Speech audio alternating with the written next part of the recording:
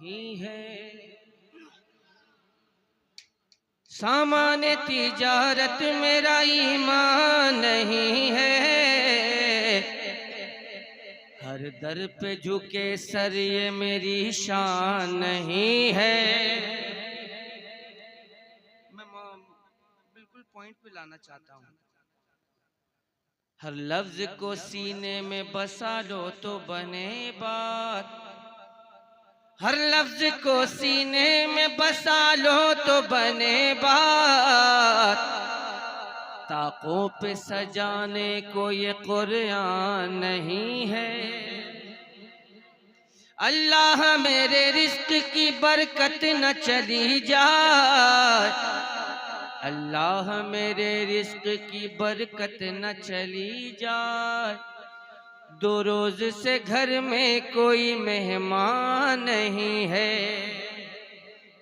मैं यहाँ लाना चाहता था आपको, हमारे सामने हजरत हाजिर रजा बहैसियत मेहमान हमारे दरमियान तशरीफ लाए।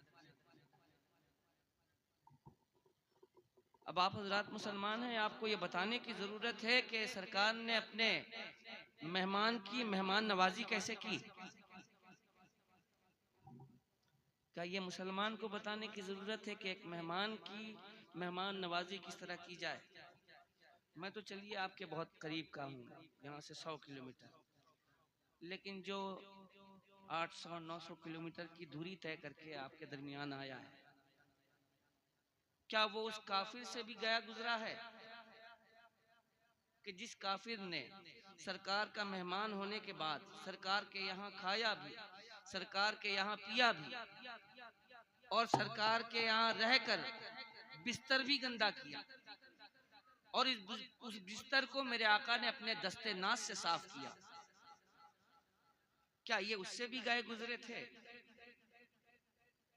मेहमान की कद्र ये हमारे इस्लाम में दाखिल है कि चाहे मेहमान कैसा ही क्यों ना हो, कहीं का भी क्यों ना हो, ये बहुत बड़ी नेमत है। और जब मेहमान आता है तो अपने साथ रहमत खुदावंदी लेकर आता है, बरकतें लेकर आता है। अब आप लोग ये शिकायत करते हैं कि मेरे घर में बरकत नहीं है, मेरे घर में खुशियां नहीं है, तो कैसे होंगी। मेहमान आता है आपकी नाक भौं चढ़ जाते हैं, मेहमान आता है आपकी भवें तन जाती हैं, नाक सिकुड़ जाते हैं। तो मेहमान चाहे जो भी हो, छोटा हो चाहे बड़ा हो, मेहमान मेहमान है, और मेहमान की कद्र करें। अगर मेहमान की कद्र नहीं कर सकते तो फिर मेहमान को बुलाया भी मत कीजिए। और असद इकबाल को इस बात की फिक्र नहीं है कि मुझे याद किया जाएगा कि नहीं किया जाएगा। अल्हम्दुलिल्लाह मेरे आला हजरत का फैजान है, जहां भी रहूंगा सच बोलूंगा और हक बोलूंगा, चाहे वो अपनों में रहूं चाहे गैरों में रहूं।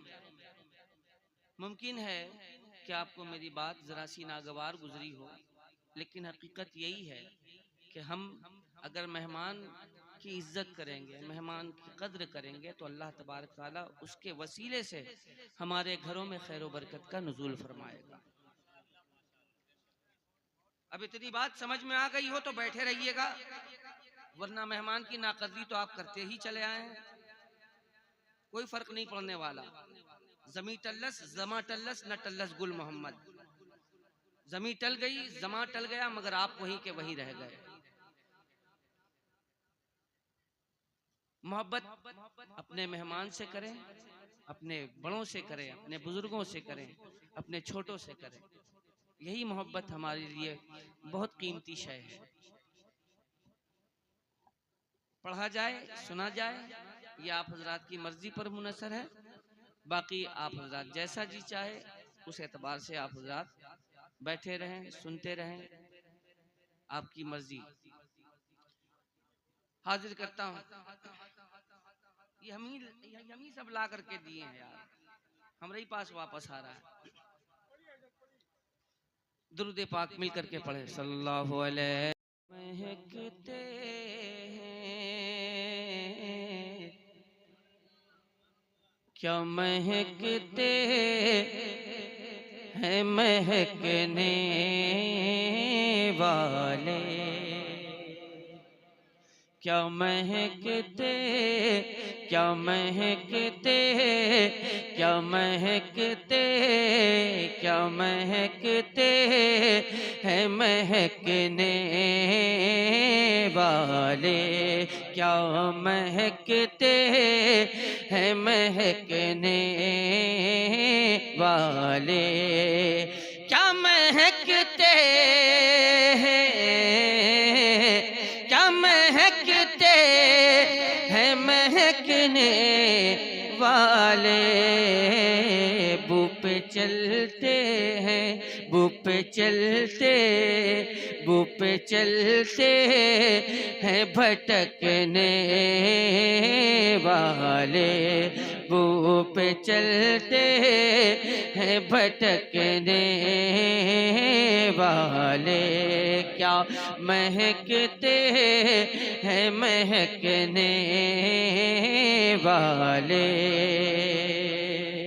और शेर मुलाजा फरमाए कि आसियों थाम लो दामन उनका, आसियों थाम लो दामन उनका, आसियों थाम लो, आसियों थाम लो दामन उनका, वो नहीं हाथ, वो नहीं हाथ झटकने वाले, वो नहीं हाथ झटकने वाले, क्या महकते हैं महकने वाले।